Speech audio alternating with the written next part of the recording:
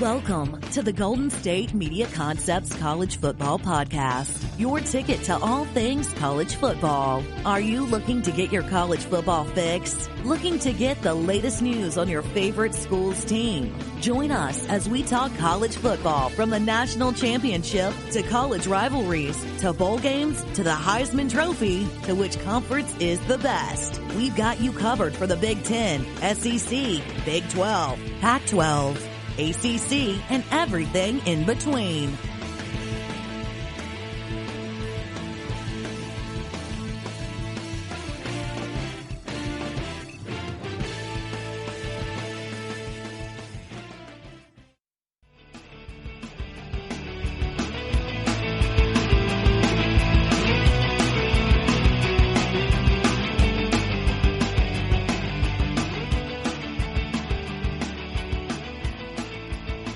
Welcome to the GSMC College Football Podcast, hosted on the GSMC Podcast Network. It's Ethan. It's a Monday.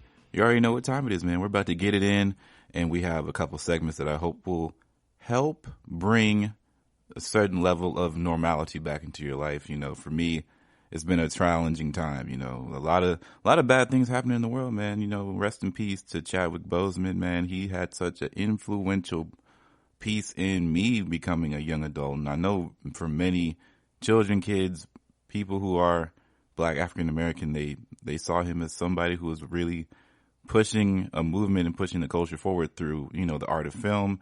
And he was taking very, very prominent Black roles. And he was a face that many people will surely miss. So rest in peace. Hope everybody gets through all these tough times, man. A lot of people are going and leaving us. So don't forget to share good messages and share your love with people you care about, man. But back to college football. Mid-year enrollees for the 2021 season are holding out hope for eligibility in possible spring football season. So a lot of people committed to the Pac-12 and Big Ten programs are expecting to be eligible to participate in the postponed 2020 seasons, and the NCAA ruling on the matter in the incoming weeks will determine it. So when California postponed its high school football season, Miller Moss took to the news like many others in the nation's most populous state, sad, frustrated, and many even angry. Already one of the nation's top-ranked quarterbacks in the 2021 recruiting class, Moss lost his chance for a final high school hurrah, and there would be no exclamation point on his star-studded career at Santa Ana-based powerhouse Mater Dei. So, as true as it turns out, he may not have lost a season after all. So, he's a USC commit planning to enroll in January as a mid-year addition and hopes to play in the winter or spring season next year, just weeks after arriving on the Los Angeles campus. He is not the only one either. So several mid-year enrollees who are committed to Pac-12 and Big Ten programs are expecting to be eligible to participate in the postponed 2020 seasons, and many of whom learned of the possibility through the coaches recruiting them. So this is a quote that you hear from Moss. He says, "We don't have the definite answer, but everything I've heard is that we could possibly be eligible. And the good thing is it may not count as a year of eligibility." So Moss says in an interview with Sports Illustrated, it's super exciting for him to hear. Nothing like it has ever been done before, and it's a unique opportunity. And people talk about losing those high school game reps as a senior, but you could add game reps at a higher level. So in a story published last week, site covering Ohio State, Buckeyes offensive tackle commit Jack Sawyer says he opted out of his high school senior season this fall because of the potential to play winter or spring college football season.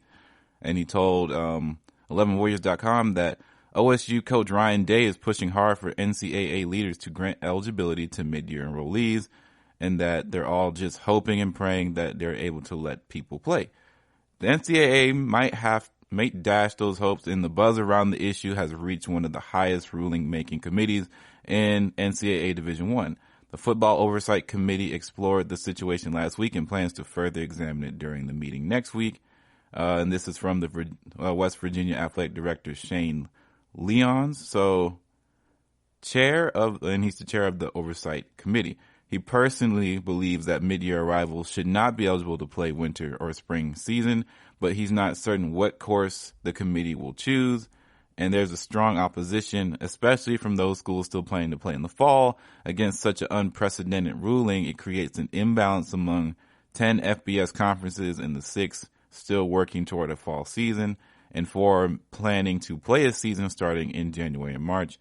And is it fair that one group of a mid-year freshman get an extra season? Such a thing could be dangled in recruiting as an inducement to sway prospects, and it could be a significant disadvantage for those playing in fall. So Todd Berry says that there's certainly been discussion about eligibility, and he's the executive director of the American Football Coaches Association and a member of the Oversight Committee. Do they get a free year? They are doing it in the academic years, and a challenging proposition.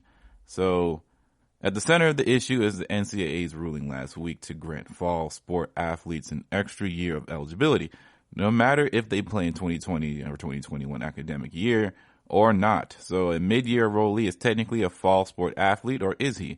The question is the interpretation going to apply for mid-year enrollees, Leon says, or there is a recruiting disadvantage for those playing in the fall? You don't have the opportunity to say you get to play in the spring if you come here. I don't think that was the intent of eligibility change, but those who are already enrolled.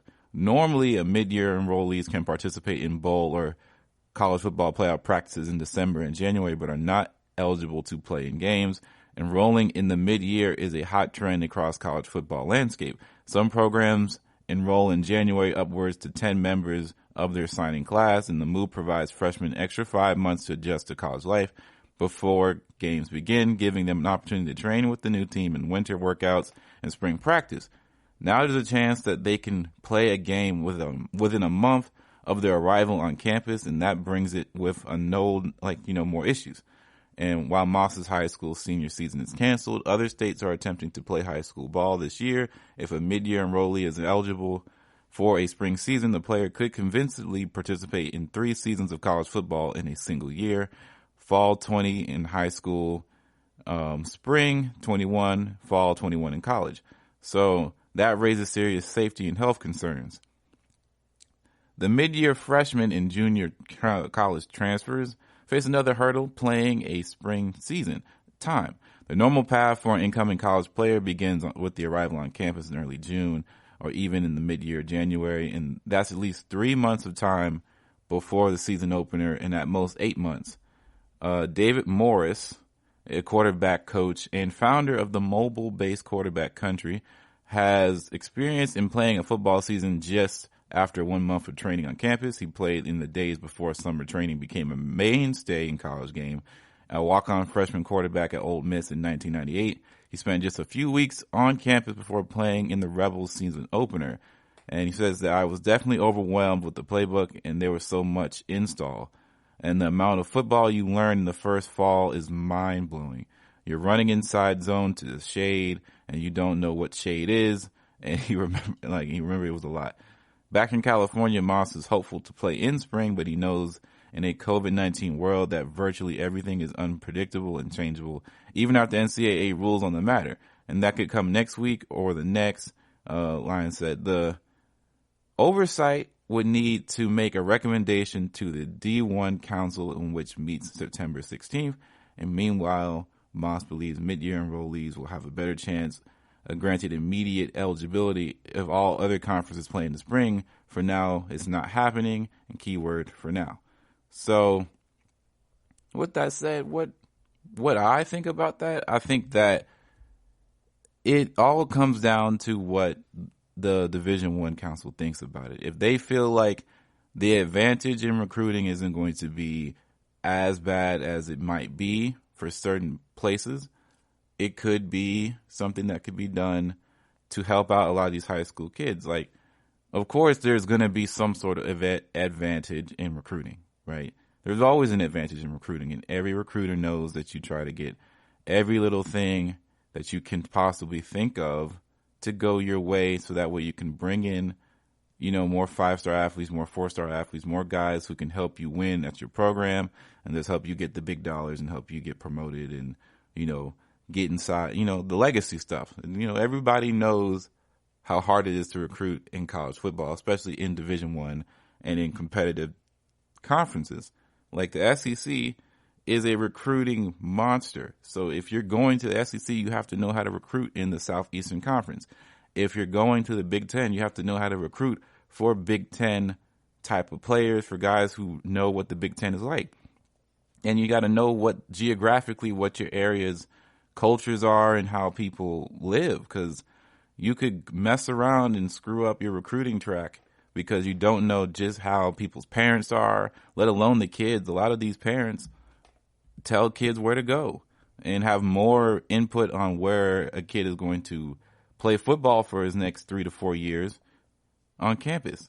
And it's not always just about who has the best facilities and stuff. It's about how you approach people, how approachable you are, how respectful you are, how demanding you are, how personable you are as a coach.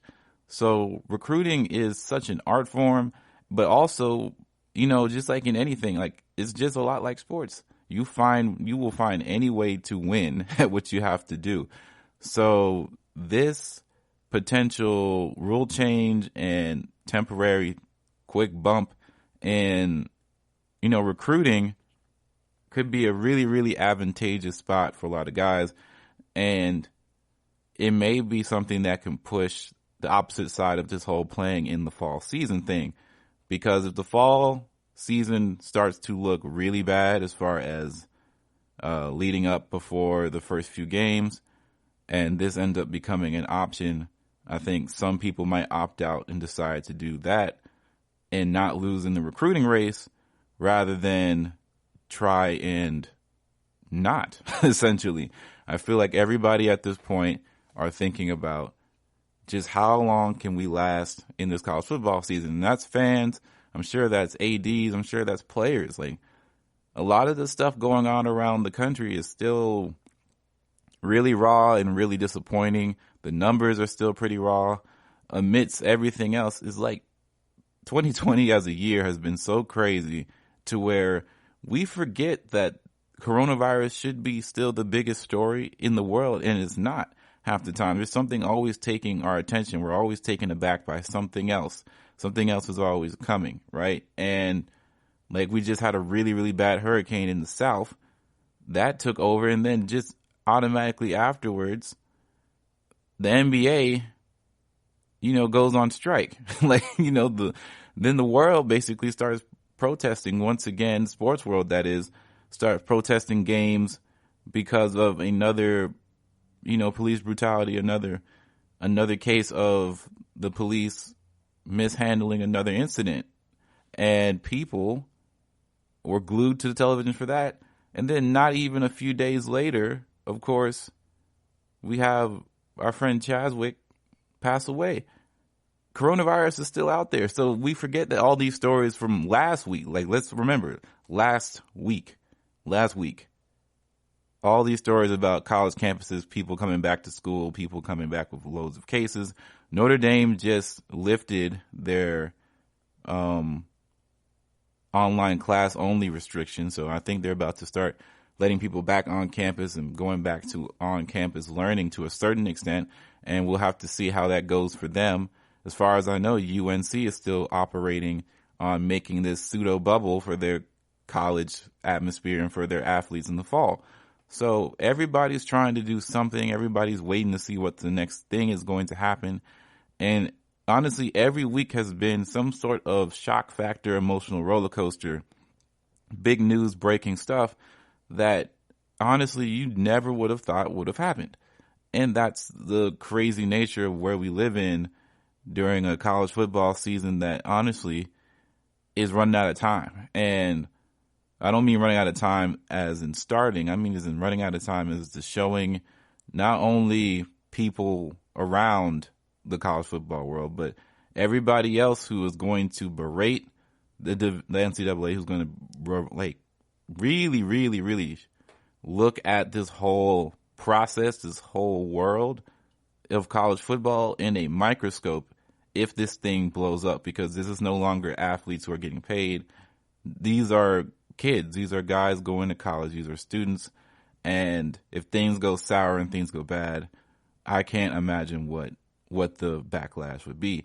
And I think a lot of these ADs of course, in the Big Ten and in the Pac-12, they really considered what possibility, like, what's the worst outcome and why is this going to be a bad thing? And they weighed it with the pros and cons of playing, and they figured out that this is not worth it. And they're going to stick with that for now, although there has been rumors of that the Big Ten might be looking into ways, or at least the coaches are trying to find a way to kickstart the season back up, because a lot of people are thinking about if the season for everybody else, so the ACC, the SEC, the AAC, and etc., all kick back, started, and ends up being successful, man, that's going to be bad for them too. So it's just a lot of people not wanting to have to deal with the backlash if something backfires on them. And I don't know if that's the correct way to live life, but we'll see what happens with these high school kids, man. We're going to take our first break on the GSMC College Football Podcast. We'll be right back. Are you looking for the very best NFL and college football podcast? Then check out the GSMC Football Podcast. Get the latest football news both on and off the field. From the NFL Draft to trades to the rumor mill to the NFL Combines. They got you covered. That's GSMCpodcast.com/football-podcast. Get updates on college rivalries, game day insights, and much, much more. It's football talk the way you want it. This show eats, sleeps, and breathes football. Don't forget to like them on Facebook and follow them on Twitter. Visit GSMCpodcast.com for more info.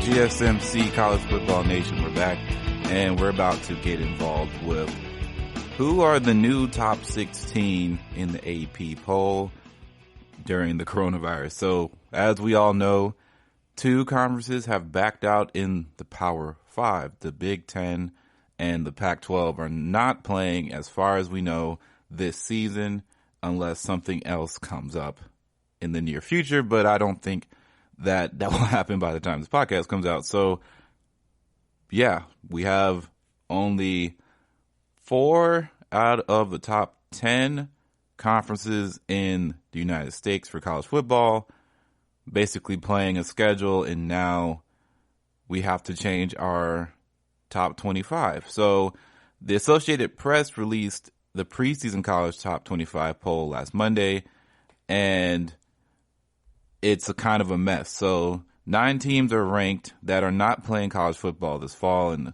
starting with Ohio State at number 2, and it's nonsensical, but the 2020 is a season of bad options in the sport, and the AP rankings fit right with that theme. So there was another one crafted by Sports Illustrated and it crafted a top 25 of their own about a month ago, and now, of course, things have changed, and we it has to be a bit flexible. So the traditional top 25 is out, and whoever is the standing 16 is in. So they created a 16-team list, and which is 60% of 25, and that's because only 60% of the FBS leagues are still playing. So mathematically, it's proportionate ranking to them.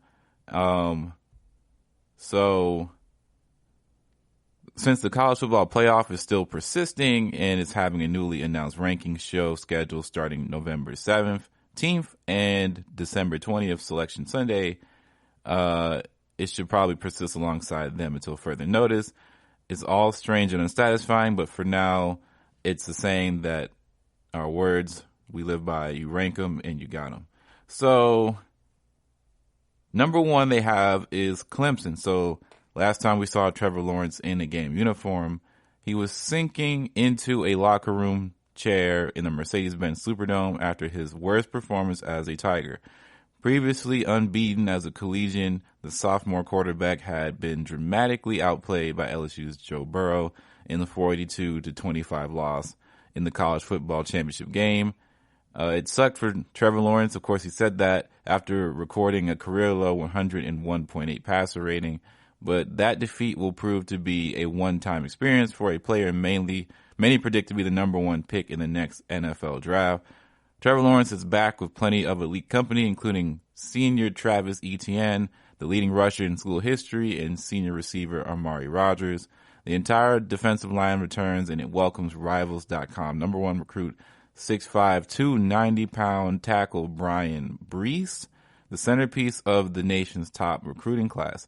So Dabo Swinney says we're going to have a really, really good football team, and said after LSU loss, good enough to make the 6th straight college football appearance and to send Lawrence off as one of college games all-time greats. So the player to watch, with T. Higgins gone to the NFL and Justin Ross out for the year after a neck surgery, Joseph Ngata becomes Trevor Lawrence's big play target possibly, and the Tigers' next season star wide receiver.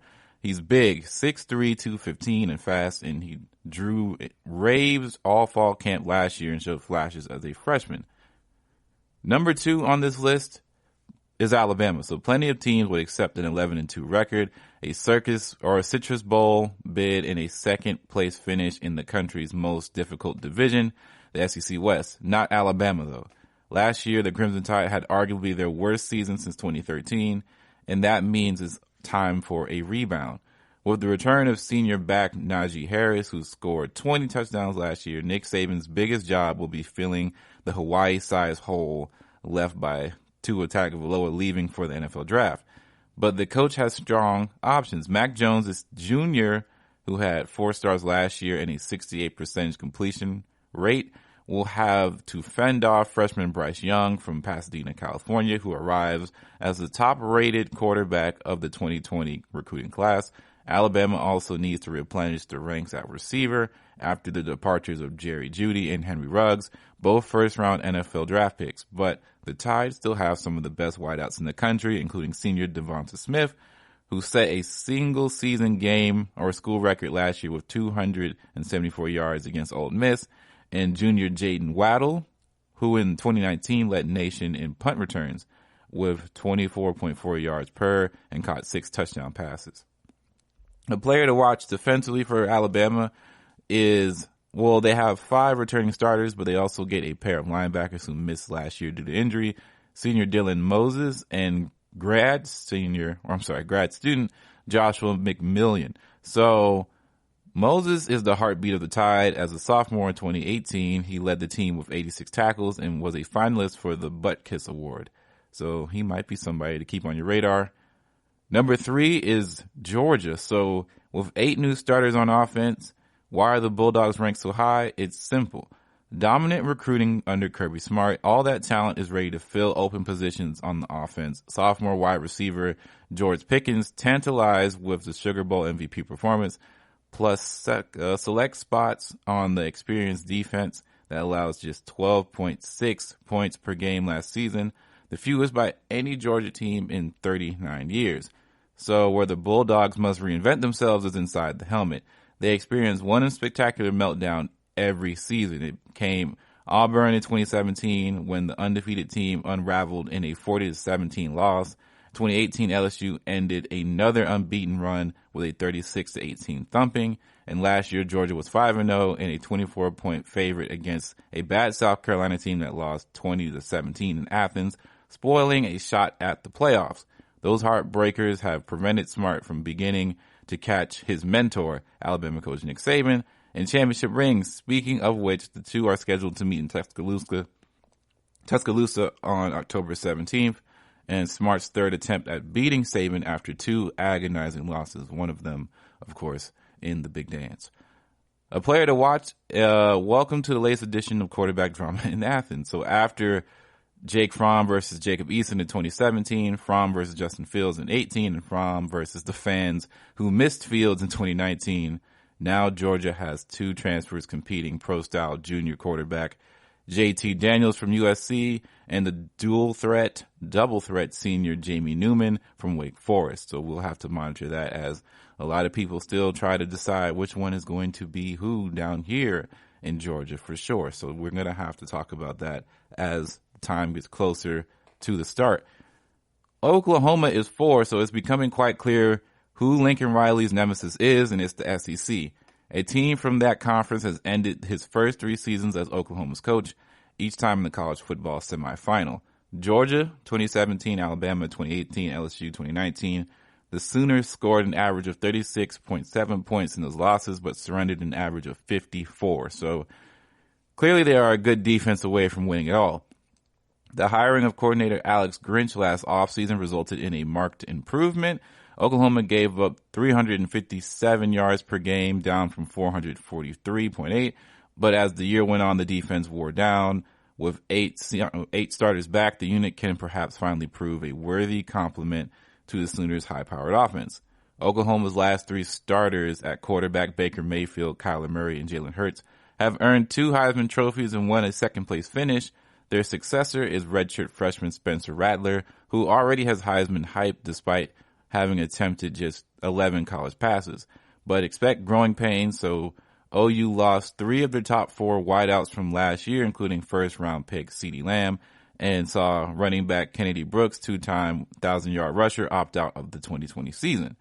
So a player to watch as the Rattlers goes, so do the Sooners. So the 6-foot, 200-pounder from Phoenix signed with Lincoln Riley as a consensus number 1 quarterback recruit in 2019 class. At Pinnacle High, he threw for an Arizona State record 11,000 yards and completed 70.6 of his passes with 116 touchdowns and 33 picks. So he's going to be one of the latest guys who come in as a freshman trying to make a change and make a chance at all of this. Number 5 is Florida. So Dan Mullen and the Gators can't get over the hump called Georgia. For 3 seasons, the SEC rival has stood in their way in the conference championship game, but for how much longer? Mullen became the first Florida coach to open his tenure with back-to-back double-digit win seasons, and it feels as if the Gators are this close to greatness, and achieving it will depend on a quarterback many believe is the SEC's best. Senior Kyle Trask is good enough to send the incumbent Felipe Franks packing to Arkansas. Trask threw for 300 yards in 3 of his last 4 games and finished with 25 touchdowns, 7 interceptions, but many of his top targets are gone, including Freddie Swain and Van Jefferson. Trask's sophomore backup, Emory Jones, is a powerful runner whom Mullen uses as if he did Dak Prescott early in his career at Mississippi State. Under coordinator Todd Grantham, Florida's defense has been one of the best in the nation for the last 2 years, carrying a sometimes sluggish offense to ugly victories. But 2020 presents problems such as the departure of much of the front 7, and at least senior safety Sean Davis is back to anchor the secondary. So a player to watch is Miami transfer Lorenzo Lingard, and he's a 6-foot, 200-pound sophomore, might be one of the best running backs no one has heard of. A former number 2 ranked recruit at his position, he suffered a knee injury in October 2018 that derailed his tenure as a Hurricane, and Florida has another running back option, but Lingard intrigues the most. Number 6 is Notre Dame. So the Fighting Irish at least have 10 games for the 3rd straight season in 2019 for only the 2nd time in school history. While that's partly an accounting trick and they played fewer games during the older days, is also a testament of what Coach Brian Kelly has constructed in his decade in South Bend. Notre Dame might not be winning national titles, but the program is constantly relevant. Continuing the current run could hinge on a new crop of skill position talent. Among the returnees, no running back had 50 carries last season, and no wide receiver caught a dozen passes. The Irish have intriguing freshman options, tight end Michael Mayer, wide receiver Jordan Johnson, and running back Chris Tyree, but those players are coming in behind schedule. And at least senior quarterback Ian Brook will be operating behind a very good, very experienced line. 3rd-year coordinator Clark Leah, is a coaching star in the making, having produced the school's best defenses since he's taken over the reins, and he's retooling a bit right now. But senior rover Jeremiah Osawo Koromo has 80 tackles, 5.5 sacks, 4 passes, breakups, and is the high impact player centerpiece for that defense. So a player to watch. Irish fans were pretty hot on Brooke for a while and panning Brian Kelly for a perceived pattern of quarterback regression. It went bad. So he rallied Notre Dame to win the last 6 games in the grumbling cease. Now offensive coordinator Tommy Rees, promoted from their quarterbacks coach, needs to get a peak efficiency from an inconsistent senior. Number 7, of course, is Oklahoma State. So there has been more noise surrounding Oklahoma State than just about any program this offseason, and none of it has to do with a loaded returning roster. Maybe Coach Mike Gundy made himself a national piñata from callous comments about wanting the players back on campus in May, to run money through the state, to his infamous One American News Network t-shirt, to take pressure off his players. No, not really. Getting past all that, though, and the actual football product should be excellent. 10 starters return on defense, almost all of them upperclassmen offensively. The Cowboys have the nation's leading rusher and most public Gundy critic in 6'1", 207-pound junior Chuba Hubbard, and the armada of wide receivers. The quarterback is the growth area, and with Spencer Sanders likely to improve after a solid freshman season, he needs to cut down on the interceptions. He had 11 in 247 attempts, but his passing numbers should jump with senior receiver Tylan Wallace back after missing the last 5 games of 2019 with a knee injury. And Gundy's other problem beyond self-sabotage is Oklahoma. He's 2-13 against the Sooners. So a player to watch. Hubbard has gained at least 100 yards each of the last 15 games, in which has had at least 18 carries in.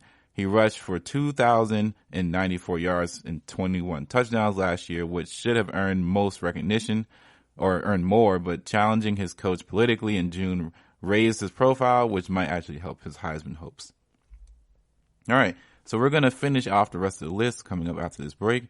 The GSMC College Football Podcast. Stay right here with me to catch it. Tired of searching the vast jungle of podcasts? Now listen close and hear this out. There's a podcast network that covers just about everything that you've been searching. Hey! The Golden State Media Concepts Podcast Network is here. Nothing less than a podcast bliss with endless hours of podcast coverage. From news, sports, music, fashion, cooking, entertainment, fantasy, football, and so much more. So stop lurking around and go straight out to the Golden State Media Concepts Podcast Network. Guaranteed to fill that podcast itch. Whatever it may be. Visit us at www.gsmcpodcast.com. Follow us on Facebook and Twitter, and download us on iTunes, SoundCloud, and Google Play.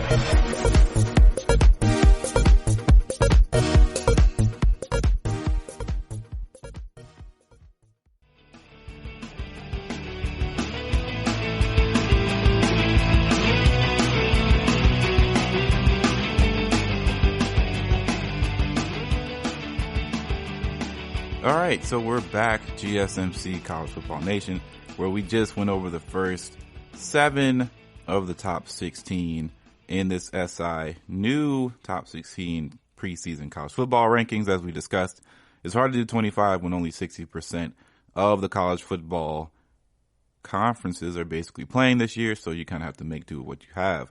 And going back down the list, of course, number 1, Clemson. Number 2 was Alabama. Number 3 was Georgia. Number 4 was Oklahoma. Number 5 was Florida. Number 6 was Notre Dame. Number 7 was Oklahoma State. Now we're getting to 8 through 16. So here we go. Number 8 is LSU. So Ed Orgeron expected a wave of departures from his national championship team, but what happened in Baton Rouge was downright cruel. 9 underclassmen left early. Of the 22 starters, 14 are gone. The Tigers lost their leading passer, their leading pass catcher, leading rusher, leading tackler, and leading sacker. The man who overhauled the offense, passing game coordinator Joe Brady, is now with the Carolina Panthers. And the man who oversaw the defense for 4 years, Dave Arnada, is now coaching Baylor. Arnada's replacement is Bo Pelini, the former Nebraska coach, who is turning a 3-4 system into a 4-3. His assets include star cornerback Derek Stingley. Systematically, the offensive coordinator, Steve Insmeyer, is likely to remain similar to the Heisman Trophy winning quarterback Joe Burrow, guided to a 15-0 record. Whether it's as dominant, well, that's the tall task. Redshirt junior Miles Brennan takes the reins after throwing just 70 passes in his career, and while 5 of Burrow's top 8 targets from last season are gone, at least junior wide receiver Jamar Chase is returning in order to follow up on his excellent season last year, where we knew he had 1,780 yards last year, which was nation leading. So a player to watch is consensus All-American as a true freshman. The 6'1" Stingley is ready for his encore. When he did last year was lead the SEC in interceptions with 6 and passes defended with 21. The school describes Stingley on his website as arguably the most impactful true freshman in LSU history. So that's a pretty big stature to put up on him. Number 9 on the list is Texas A&M. So this is year 3 for the $75 million man, and so far the Aggies haven't exactly reaped the benefits of giving Jimbo Fisher a guaranteed 10-year contract at $7.5 million annually, because records of 9-4, 8-5 aren't what the big money boosters had in mind. But maybe now is the time. Fisher's, machinations have been pointing toward 2020. The Aggies bring back almost every significant starter from 2019, including senior quarterback in Kellen Mond. He had 2,897 passing yards and 500 rushing last year. A talented wide receiver in senior Jamon Asbond, a stable of solid running backs, and a defense that could have as many as 3 all-SEC players in sophomore lineman DeMarvin Leah, senior middle linebacker Buddy Johnson, and senior cornerback Elijah Blades. The schedule per the norm in the SEC West is brutal, with trips to Auburn and Alabama and a home game versus LSU, but Fisher has amassed enough talent to begin making some noise in the country's most difficult division. The biggest hole is up front on defense, where coordinator Mike Elko must replace lineman Justin Madubuke in his 11.5 tackles for loss. So a player to watch is not often that a sophomore tight end is pivotal, but Jalen Weidermeyer is an exception. He's 6'5", 260 pounds, and he's the latest supersized tight end to be featured in Fisher's pro-style offense. As a true freshman, Weidermeyer started 11 games, gained 14 yards per catch, and led Texas A&M with 6 receiving touchdowns. Number 10 on his list is Cincinnati. So the hallmark of Luke Fickell's 3 seasons at Cincinnati has been in winning the close ones.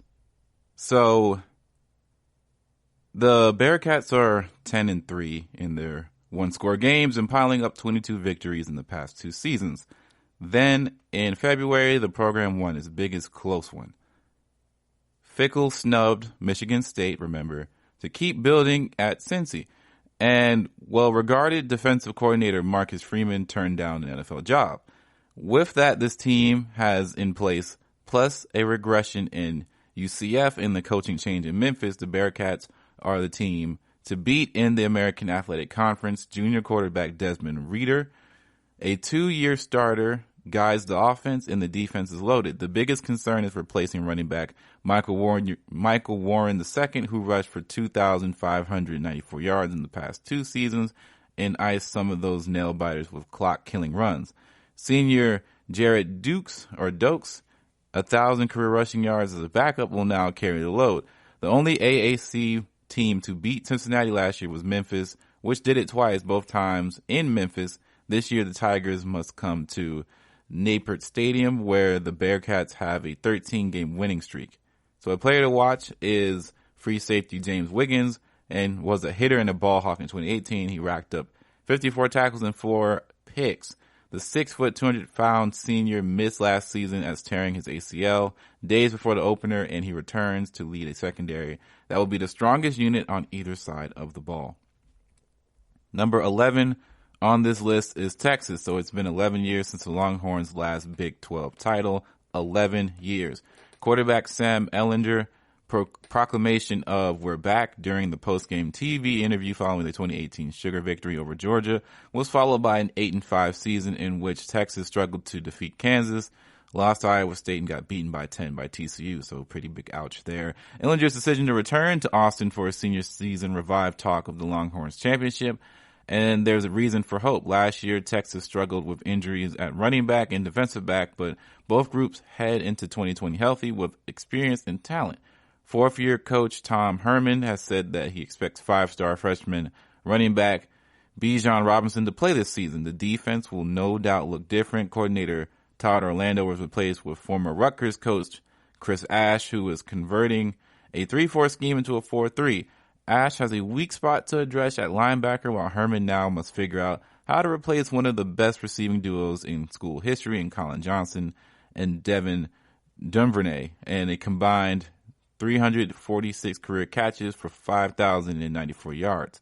A player to watch, it all comes down to fourth-year starter Ehlinger with 3,663 yards and 65% for a completion rate and 32 touchdowns the past year. He showed off a rocket right arm and more toughness than most at his position.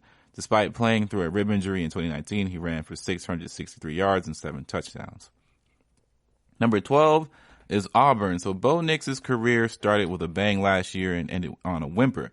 Nix and the Tigers stunned Oregon in the season opening comeback effort, but he struggled as you might expect in meetings with the top 10 teams, all losses. To add to that misery, the Tigers then lost to Minnesota in the Outback Bowl. In year 2, Nix has a new play caller from head coach Gus Malzahn to offensive coordinator Chad Morris, and the offensive line that will feature just one returning starter. The offense also loses 2-year backfield workhorse Javarius Booby Whitlow. More growing pains await for the team after that. And in the SEC's new 10-game scheduling alignment, adds a road test at South Carolina and a home game against Tennessee to the slate that annually includes Georgia, Alabama, and LSU. One of the best defensive lines in the program history last season, Auburn's front will look different this year as Derek Brown, Nick Coe, and Marlon Davidson took off to the NFL, of course. And the defensive backfield also lost some key contributors, including second-team All-SEC selection and 2 NFL draft picks, including first-rounder Noah Inoghim. Big Cat Brian possesses more than just a fun name, and he's now an old veteran on the defensive front that lost, as mentioned above, a host of talent from 2019. A reserve so much of his career, the once highly touted signee has his time to shine, so he's going to be somebody definitely to watch. Number 13 is Memphis. So coming off an ACC championship and Cotton Bowl appearance, the returning 4,000-yard passer and the 1,400-yard rusher and leading receiver in 8 defensive starters, what's not to love about the Tigers? Coaching uncertainty that's what it is. Ryan Silverfield steps in for Mike Norvell without ever having been a head coach or even a full-blown coordinator. He was an offensive line coach and running game coordinator for the last 3 years. Norvell also was the play caller for that offense, and that averaged more than 40 points per game in the past 3 seasons. But a rookie head coach's best friend is a glute of experienced talent, and Silverfield has that for sure. At quarterback in Brady White and wide receiver DeMonte Coxey get in a full season, they could break the school's records for career yards, passing, and receiving, respectively. Kenneth Gainwell is a big play machine from anywhere on the field, and that there is some preseason buzz about sophomore running back Rodriguez Clark. Defensively, Memphis picks up coordinator Mike McIntyre on the rebound from Mississippi, and before that, Colorado, where he was the head coach. He has a lot of pieces to work with, including quality back 7 and disruptive end Joseph Dorsus. A player to watch is redshirt freshman last season. Gainwell finished 6th in the nation in yards from scrimmage per game, topping the 2,000-yard mark. He was among the nation's leaders in long scrimmage plays and had a rare 200-yard double, hitting the mark in separate games rushing against Louisiana Monroe. The receiving against Tulane. Gainwell has evolved from a low-profile recruit from Yazoo City, Mississippi, with few FBS scholarship offers and a potential early entry NFL player after the season since he redshirted his first year on campus. Number 14 is North Carolina. The hype surrounding Mark Brown's second Tar Heels team has gotten pretty thick and pretty fast, where we sit to add to it, of course. So following years of underachieving under Larry Fedora, Brown immediately upgraded performance and recruiting and now has a team plenty capable of winning the ACC's perpetually up for grabs Coastal Division. Quarterback Sam Howell is a rising star, throwing for more than 3,600 yards and 38 touchdowns as a precarious freshman. And he has two returning 1,000-yard receivers in Diami Brown and Daz Newsome, and a 1,000-yard running back in Michael Carter. But UNC's best player might be linebacker Chaz Surratt, who was a wrecking ball in 2019. UNC might have been ticketed for an even higher ranking if it was not for mass opt-outs in the secondary. 3 defensive backs decided not to play this season, including Virginia Tech transfer Bryce Watts and versatile DJ Ford, who was effective as both a blitzer and in coverage. 9 of Carolina's first 10 games were decided by 7 points or less, in the sign of playing up or down to a level of competition. The high point was actually a loss by a single point to Clemson, where Brown unsuccessfully went for 2 to try and get the win, but unfortunately that didn't work out for him. So the Heels won their final 3 by a combined 152-30 against pretty mediocre competition, Mercer, North Carolina State, and Temple, but that was a statement. With 17 returning starters, expect more authoritative wins. So a player to watch, Brown's 2 master strokes so far, getting Howell to sign or to flip his pick from Florida State to come there and moving Surratt from quarterback to linebacker. The latter is not your average position change, but it unleashed a beast. So Surratt led the team in tackles for loss, and tied the most sacks. So he's got to be your player to watch. Number 15 is Florida State. So the Seminoles have gone from arguably the country's most stable and successful football program over the last 40 years to a drama-filled mess of instability. The Noles have won more than 7 games, or haven't won more than 7 games since 2016, and have a third different head coach since 2017. Mike Norvell is now in charge of saving one of college football's most storied schools, and he is armed with veteran quarterback in James Blackman, who hasn't necessarily reached his potential. Can you blame him? He was operating under a 4th different offensive coordinator, and the FSU offensive line has used 9 and 8 different starting combinations over the last 2 years, one of the highest in the country. So the strength of FSU lies on the defensive front, where the nation's number 1 ranked 2017 recruit, Marvin Wilson, is joined by 3 returning starters and a host of transfers, including Deontay Williams from Baylor, Fabian Lovett from Mississippi State, and Jarrett Jackson from Louisville. The defensive backfield is too deep, like really deep, and including Asante Samuel, who led the SEC in 14 pass breakups last season, and Miko Dotson, a transfer who tied for the nation lead with 9 interceptions in 2019. So a player to watch. While Wilson is likely to be a top draft prospect, Blackman is the key for 2020. He put up some big numbers since becoming the 2017 first true freshman quarterback to start a college season opener at FSU since 1985.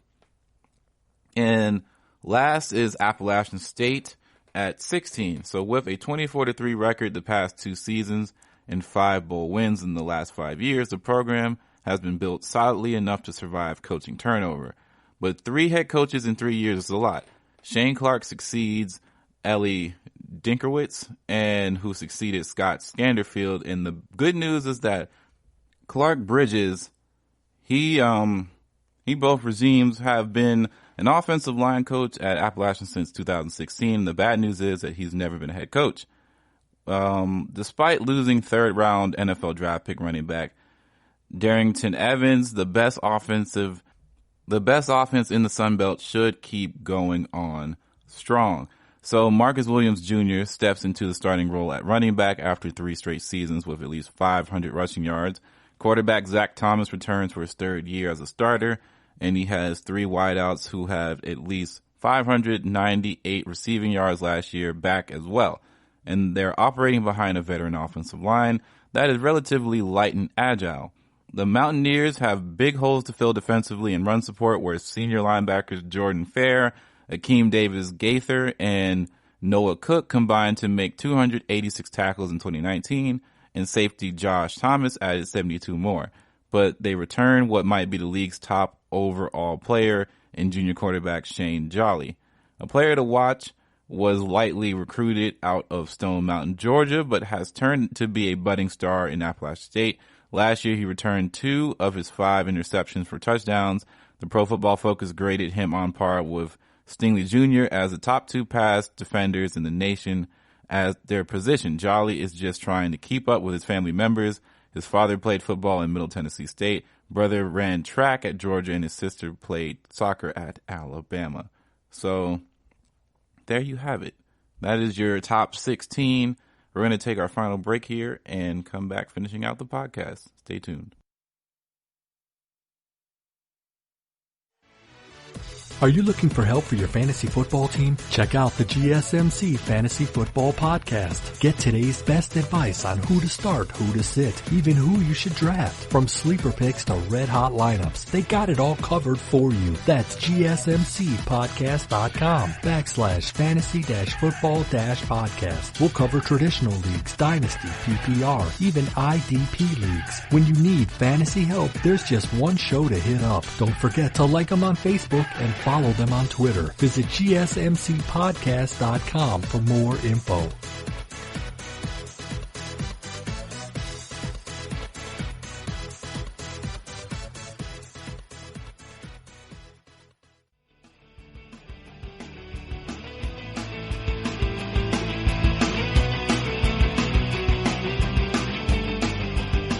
Okay, so the last segment of the college football podcast on the GSMC Podcast Network is going to be concession confessions, man. It's been about a couple weeks I haven't done one, and I feel like this one is going to be the strongest yet, because we are not only talking about concession confessions. We're going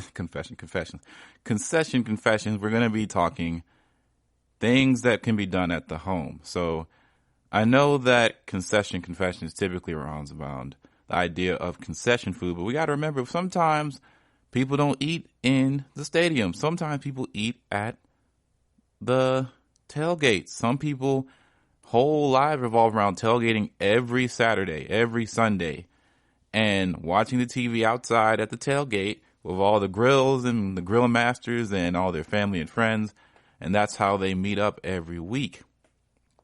So we got to do it for them, man. We got to shout out for them. So this is their concession confessions. We're talking about the barbecue. Boom.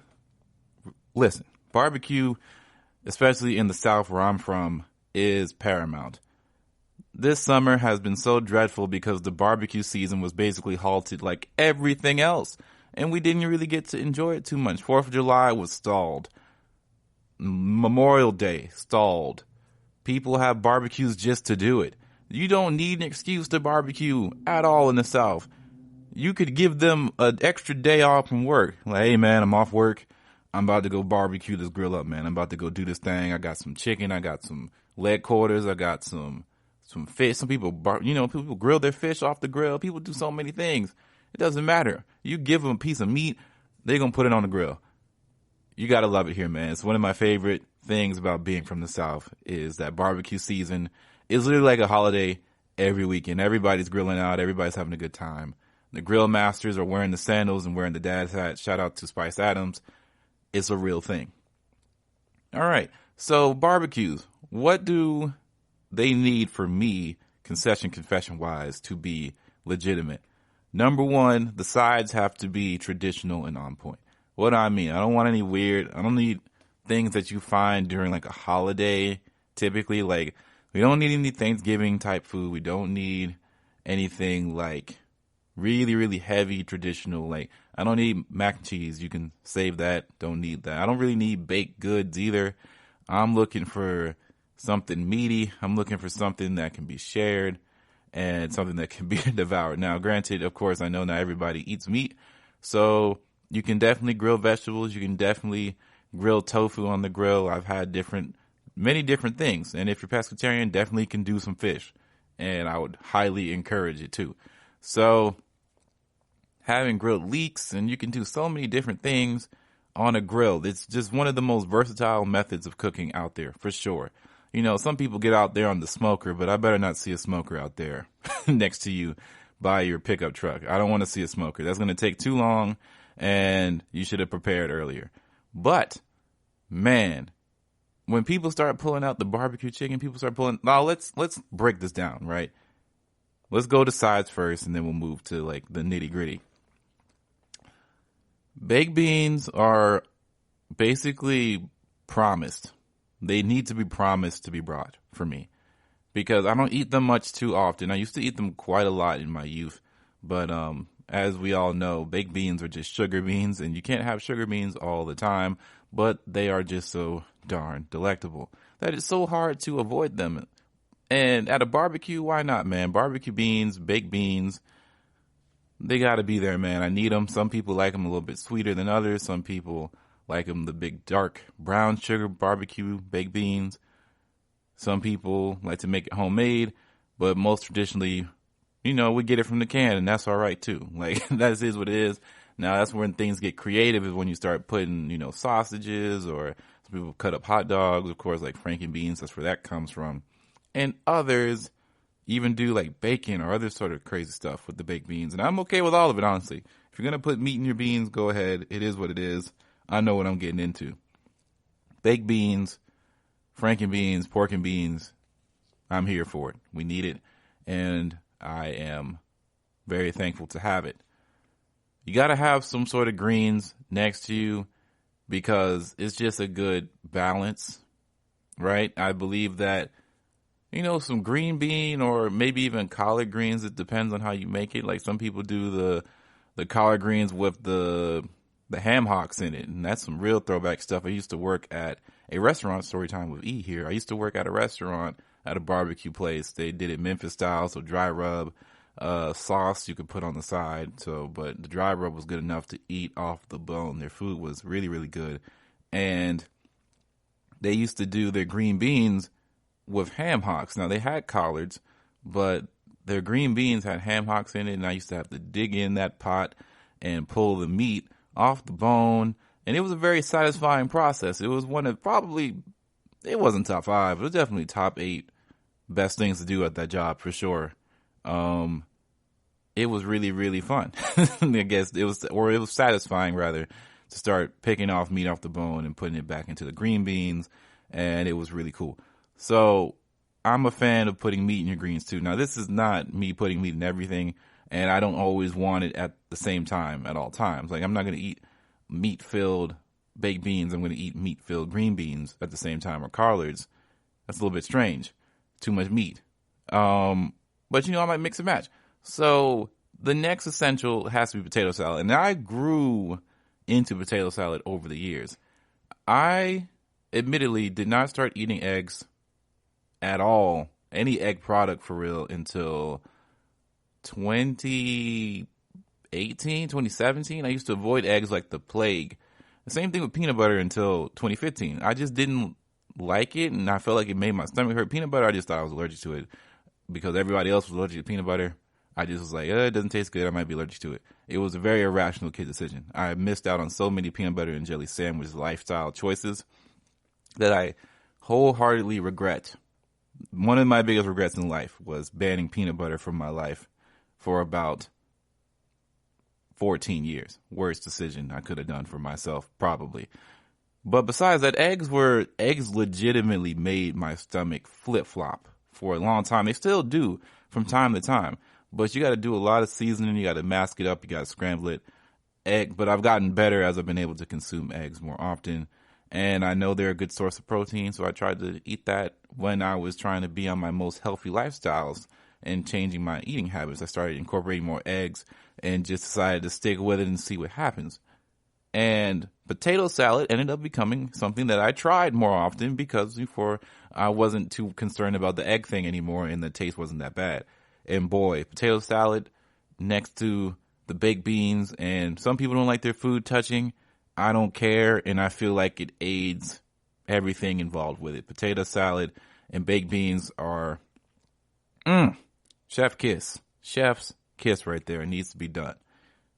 Needs to be done. Those are your sides, man. Let me tell you this. Now we're getting to the nitty gritty. What I need to see at a cookout, at a tailgate. Let's start with this. I don't care about hamburgers. I said it. I don't care about them at cookouts. They're for the kids or for the little ones. They're for the ones that get their food out first so they eat so the grown folks can worry about other food later on. I'm not eating a hamburger. I'm not eating a traditional hot dog, although I will eat a traditional hot dog if I'm really that hungry before a hamburger, just because I don't know, it's something about it.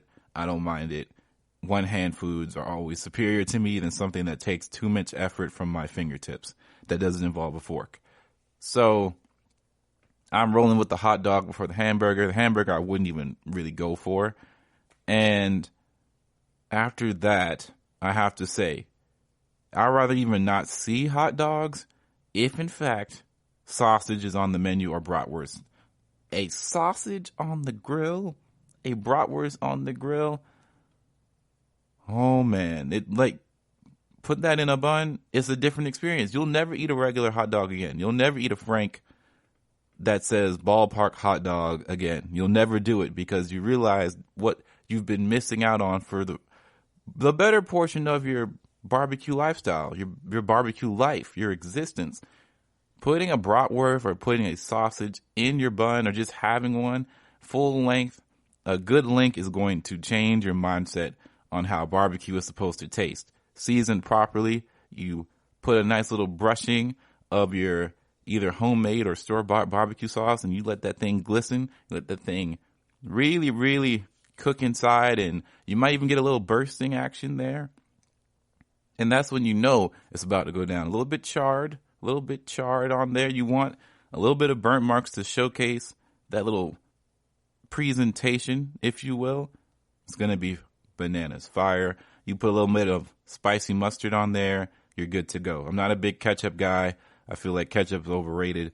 Spicy mustard all the way on my Franks and any sort of sausage type hot dog combinations.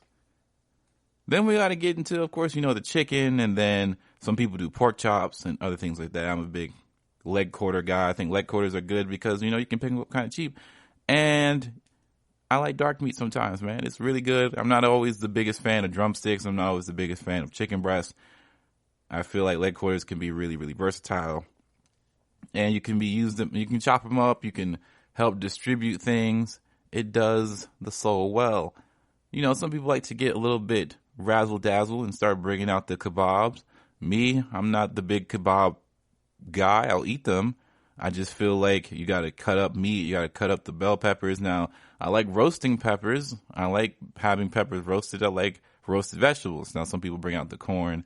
Some people bring out the fish, which is not a vegetable, but I'm just saying some people bring out other stuff to bring to the barbecue. But I got to say essentials for sure. Got to be the barbecue chicken. Some people do brisket. I'm not a big brisket guy. Or at least I haven't had a brisket that made me feel like, yeah, I got to have that essentially at a barbecue. But it's got to be the barbecue chicken for sure. The baked beans, the potato salad. Green beans can be there if they need to be. Some sort of green is good to have for balance and for the color of your plate. And, of course, a good fashion sausage or bratwurst, or at the very least, a good hot dog Frank to keep me busy while I'm watching games. So there you have it. That is your GSMC College Football Podcast. I hope everybody enjoyed what they just heard. And if you did, please rate, review, subscribe to the podcast. It helps a bunch. Don't forget to follow us on our social media, our Facebook and our Twitter at GSMC College Football. This is Ethan for the GSMC, and I will be seeing you all next week, man. Peace out. You've been listening to the Golden State Media Concepts College Football Podcast, part of the GSMC Podcast Network. You can find this show and others like it at www.gsmcpodcast.com. Download our podcasts on iTunes, Stitcher, SoundCloud, Google Play, or anywhere you find podcasts. Just type in GSMC to find all of our shows from the GSMC Podcast Network. From football to basketball, baseball to MMA, and even soccer. You can also follow us on Twitter and Facebook. Thank you, and we hope you have enjoyed today's episode of the Golden State Media Concepts College Football Podcast.